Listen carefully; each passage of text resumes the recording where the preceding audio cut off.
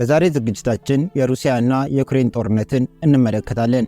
በዚህ ጦርነት እውነት ፑቲን የሚመራት ሀገር ሩሲያ እያሸነፈች ነው? ይህን ጥያቄ ጠይቀን በጭፍን ይህን ጦርነት ሩሲያ ታሸንፋለች የሚሉትን አካላት ሰምተዋቸው የማያውቋቸውን እነዚህ ጉዳዮች እንዲመለከቱና ከግንዛቤ እንዲያስገቡ እንጠይቃለን።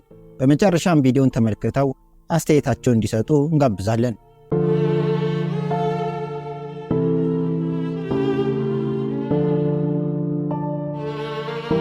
በፈረንጆቹ አቆጣጠር በፌብሩዋሪ 24 2022 ሩሲያ ዩክሬንን ወረረች።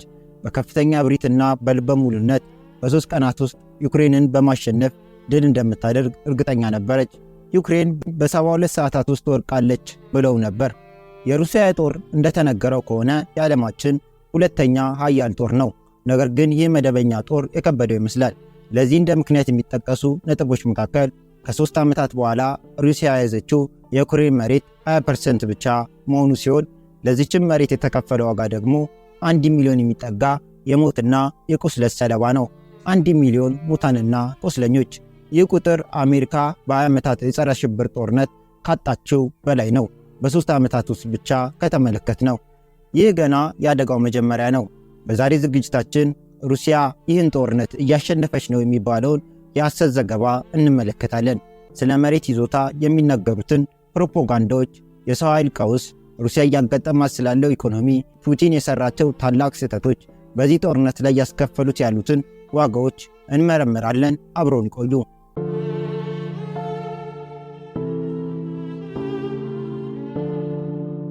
የጦርነት ጥናት ኢንስቲትዩት ዘ ኢንስቲትዩሽን ፎር ስተዲ ኦፍ ዋር በፌብሩዋሪ 2025 ባወጣው ግምገማ ሩሲያ ባለፈው ዓመት ወደ 4200 ካሬ ኪሎ ሜትር የሚጠጋ የዩክሬን መሬትን ተቆጣጠራለች። አብዛኛውም በዶኔክስ አካባቢ ነው ተብሎ ተዘግቧል።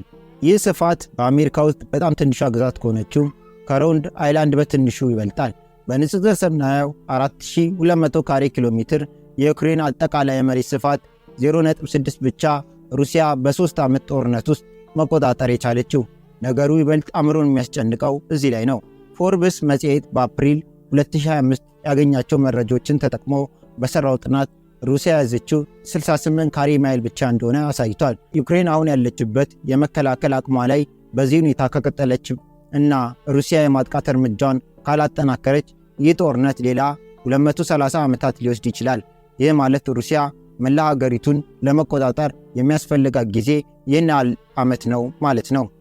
ይህ ጥናት እንደሚያሳየው ይህን ለማሳካት ሩሲያ 100 ሚሊዮን የሚጠጋ የሞትና የቁስለኛ ሰለቦች ልታስተናግድ ትችላለች።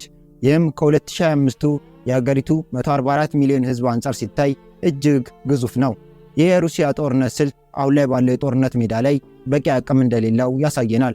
ጦርነቱ አሁን ባለበት ደረጃ የሚካሄድ ከሆነ ለሩሲያና ለዩክሬን ጦርነት ሩሲያ ለጦርነቱ በርካታ ትውልዶችን መገበር ይጠይቃታል። ይህም ሌሎች ከባድ ችግሮች በአገሪቱ ላይ ያመጣል። ነገር ግን የመሬቱ ጉዳይ ታሪኩን በከፊል ብቻ ነው የሚነግረን።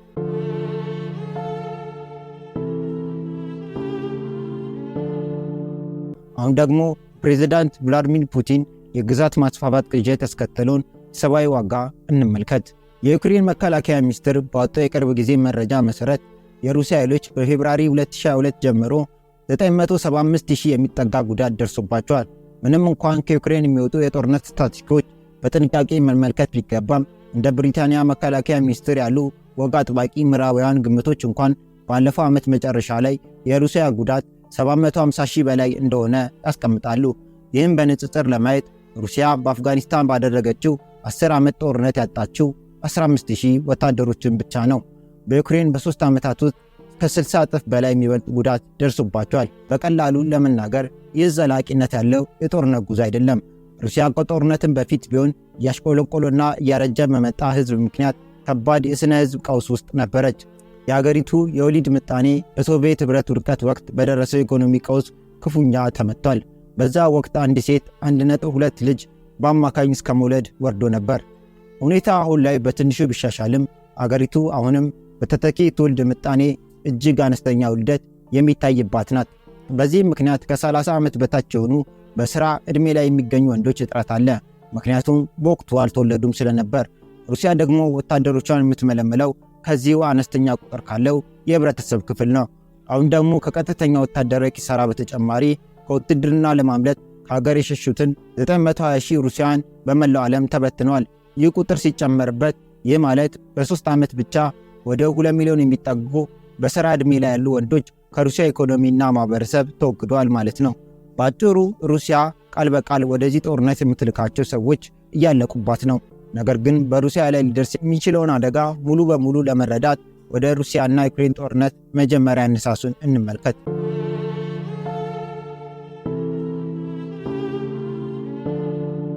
የሩሲያ ወታደራዊ ዕቅድ አውጪዎች በጥቂት ቀናት ውስጥ ኪየቭ ላይ ድል እንደሚያከብሩ እርግጠኛ ስለነበሩ የሰልፍ ዩኒፎርሞችን ጭምር ይዘው ነበር።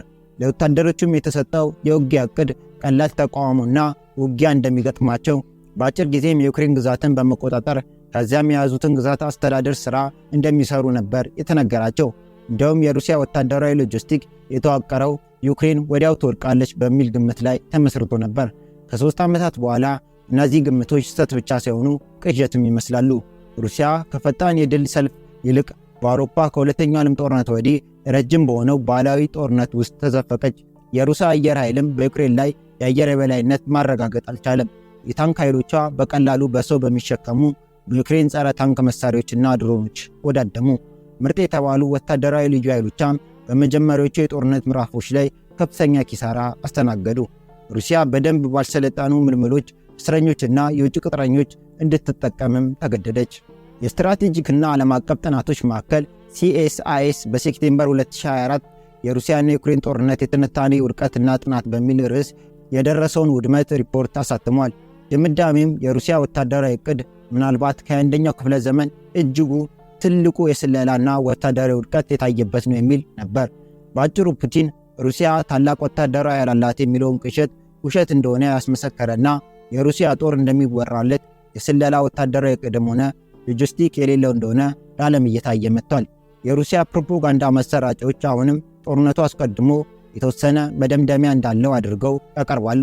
ጥቂት ካሬ ማይሎችን በያዙ ቁጥር እንደ ትልቅ ስልታዊ ድልም ያከብራሉ።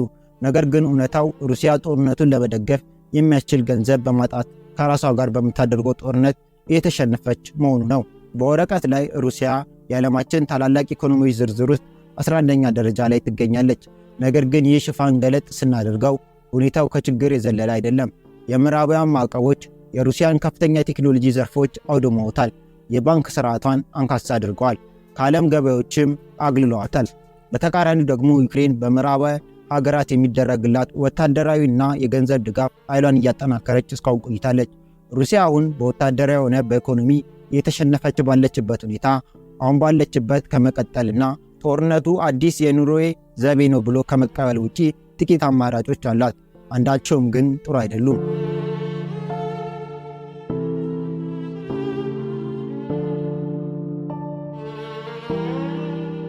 አማራጭ አንድ ሊሆን የማይችል ቢሆንም ከፍተኛውን የጦርነት መስፋፋት በዩክሬን ግዛት ላይ ማድረግ ሲሆን ይህንንም ለመተግበር አንዳንዴ በክሬምሊን ያሉት ጠንካራ አቋም ያላቸው ፖለቲከኞች ጦርነቱን ለማሸነፍ ሩሲያ ያላትን ሁሉ እንድትጠቀም ሲወተውቱም ቆይተዋል።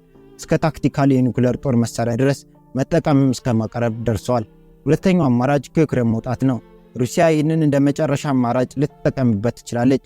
ምክንያቱም የፑቲን መንግስት በዚህ ጦርነት ተሸንፎ ከዩክሬን መውጣት አውዳሚ የፖለቲካ ሽንፈት ነው። የፑቲን መንግስት ላይ በርካታ ተቃውሞ ሊፈጠር ስለሚችል። ሶስተኛው አማራጭ ውስን በሆነ መልኩም ቢሆን የሰላም ስምምነት ነው። ምንም እንኳን ከ3 ዓመታት የድሮንና የታንክ ውጊያ በኋላ ይህ በጣም ምክንያታዊ ቢመስልም የትኛውም ወገን ስምምነት ላይ ሊደርስ አልቻለም። ስለዚህ ሩሲያ ሙሉ በሙሉ በራሷ በፈጠረችው ስልታዊ ወጥመድ ውስጥ ተይዛለች። በወታደራዊ መንገድም ማሸነፍ አትችልም። ሽንፈትም ለመቀበል ፈቃደኛ አይደለችም። የዲፕሎማሲያዊ መፍትሄም ለመከተል አቅም የላትም። አሁን ደግሞ ሰፋ ያለውን ምስል እንመልከት።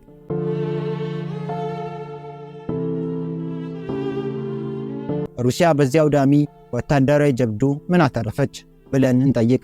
ከወረራው በፊት ኔቶ ኃይሉን ለማጠናከር የሚፈልግ ህብረት ነበር። ዛሬ ግን በጣም ተጠናክሯል፣ የተስፋፋ ሆኗል። ፊንላንድና ስዊድንም አዲስ አባላት አድርጓል። በፊንላንድና በሩሲያ መካከል ያለው የ800 ማይል ድንበር የኔቶና የሩሲያ ድንበርን ቅርበት በእጥፍ አሳድጎታል። በዲፕሎማሲያዊ ደረጃ ሩሲያ ከተከበረ ነገር ግን አስቸጋሪ ዓለም ኃያልነት ወደ ተገለለች ውስን ዓለም አቀፍ አማራጮች ያላት ሀገር ተለውጣለች። የሩሲያ ትልቅ የንግድ አጋር ከአውሮፓ ህብረት ወደ ቻይና ተቀይሯል። እነዚህ ሁሉ ችግሮች የመጡት ከአንድ ችግር ነው። ይህም በወረቀት ላይ ባለው ወታደራዊ ኃይልና በእውነተኛ ውጊያ አፈጻጸም መካከል ያለው ግልጽ ክፍተት ነው። ከፌብራሪ 2022 በፊት የሩሲያ ጦር በዓለም ሁለተኛ አስፈሪ የውጊያ ኃይል ተደርጎ ይወሰድ ነበር። ነገር ግን ሁለተኛው ትልቅ ጦር ትንሽ ጎረቤትን ሲወር ይህ ሁሉ ወታደራዊ ስታቲክስ ምንም ትርጉም እንደሌለው ታወቀ። በዚህ ጦርነት ያየነው ነገር ቢኖር 40 ማይል ርዝመት ያላቸው የታጠቁ ተሽከርካሪዎች ከሩሲያ ድንበሮች ጥቂት ማይሎች ርቀው ነዳጅ ማለቁ፣ ታንከኛ ያለ እግረኛ ድጋፍ ተሰማርቶ ለዩክሬን ጸረ ታንክ ቡድኖች ቀላል ምርኮ መሆናቸው፣ ሩሲያ እንደ አንደኛው ዓለም ጦርነት ስልት የሆነውን የሰው ማዕበል ጥቃት መጠቀም መጀመሪያ፣ እንደ T-62፣ T-55 እና ምናልባትም ከሁለተኛው ዓለም ጦርነት ጀምሮ የነበረው T-34 ያሉ የሙዚየም ቁሶችን ወደ ጦርነት ግንባር መላካቸው ነው። ምናልባትም ከሁሉም በላይ አሳፋሪው ዘመናዊ ተብዬው መሳሪያ የሆነው T-19 ታንኮች ብዙዎቹ ሪአክቲቭ አርመር ሊሆኑ በሚገባቸው ቦታ በፈንጂ ፋንታ በአሸዋና በሲሚንቶ ተሞልተው ተገኝተዋል። እነዚህ አስፈሪ ተብዬው ውጊያ ሄሊኮፕተሮችም እና ጀቶችም የአቅጣጫ ጠቋሚ ስርዓታቸው የማይታመን ከመሆኑ የተነሳ አብራሪዎቹ በዳሽቦርድ ላይ የንግድ ጂፒኤስ መሳሪያዎችን በቴፕ ለጥፈውም ነበር።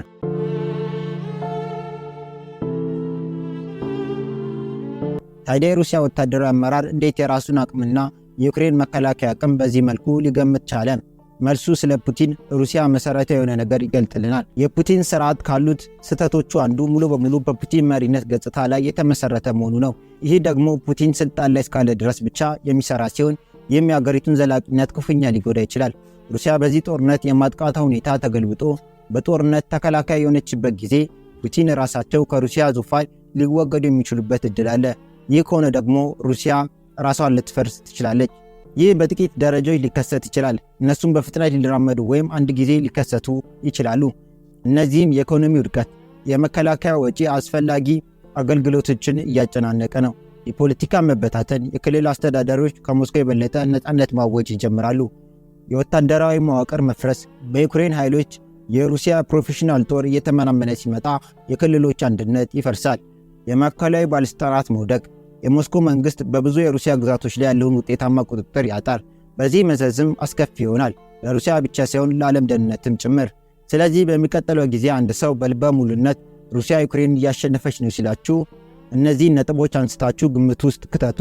ነጥቦቹም ለጥቂት ቀናት ይቆያል የተባለው ጦርነት ከ3 ዓመታት በኋላ ሩሲያ ዩክሬንን 20% ብቻ ተቆጣጥራለች።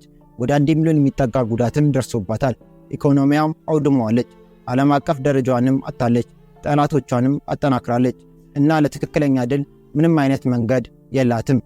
እውነታው ሩሲያ እያሸነፈች አይደለም፣ ይልቁንም ሙሉ በሙሉ በራሷ በፈጠረችው ስልታዊ አደጋ ውስጥ ተይዛለች።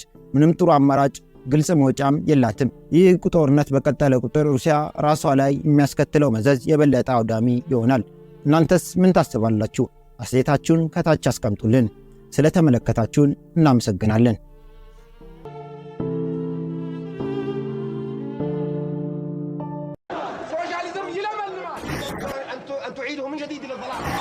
Yes, we did. We have not done much. Addis Ababa. I'm Jeff Bezos.